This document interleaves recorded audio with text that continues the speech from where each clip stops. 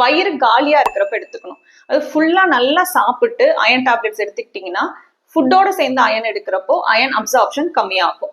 For example, ஒன்று சாப்பிட்றதுக்கு ஒரு மணி நேரம் முன்னாடி, இல்லை சாப்பிட்டதுக்கு அப்புறம் 1 மணி நேரம் இல்லை 2 மணி நேரம் கழிச்சு நீங்க அயன் டேப்லெட்ஸோ இல்லை சிறப்போ எடுத்துக்கிறப்போ ஈஸியா அயன் வந்து அப்சார்ப் ஆகும்.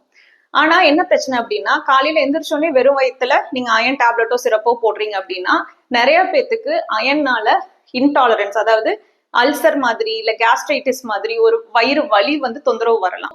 ஜென்ரலாவே அயன் டேப்லெட் ஸ்டார்ட் பண்றப்போ சாப்பிட்றதுக்கு முன்னாடி போட வேண்டாங்கிறது தான் எல்லாருமே சொல்லுவோம். ஆனா சாப்பிட்டதுக்கு அப்புறம் 1 மணி நேரம் இல்ல 2 மணி நேரம் கழிச்சு அயன் டேப்லெட்டோ சிறப்போ வந்து எடுத்துக்கிறப்போ நம்மளோட அயன் அப்சார்ப்ஷனை இன்க்ரீஸ் பண்ண முடியும். இதுல முக்கியமா நீங்க கவனிக்க வேண்டிய விஷயம் என்னன்னா, இப்ப காலையில ஒரு 8-9 மணிக்கு சாப்பிடுறீங்கன்னா நாங்க சொல்றது வந்து ஒரு 10 இல்ல 11 மணிக்கு வந்து அயன் டேப்லெட்ஸ் போடுங்க அப்படின்றது. 11 மணிக்கு அயன் டேப்லெட் போட்ட உடனே என்ன பண்ணுவாங்கன்னா, அடுத்து ஒரு 11:30 மணிக்கு போய் ஒரு ஸ்நாக்ஸோ இல்ல காஃபி டீயோ குடிச்சிங்கன்னா கண்டிப்பா அயன் அப்சார்ப்ஷன் வந்து கம்மியா தான் இருக்கும். இதனாலதான் இந்த அயன் டேப்லெட் இல்ல சிறப்பை நைட் எடுத்துக்க சொல்லுவோம். அதாவது நைட் வந்து ஒரு 7 இல்ல 8 மணிக்கு நீங்க சாப்பாடு சாப்பிட்டு ஒரு 9 இல்ல 10 மணிக்கு வந்து அயன் டேப்லெட்ஸ் இல்ல சிறப்பு போட்டுட்டீங்கன்னா இது எந்த பிரச்சனையுமே இருக்காது.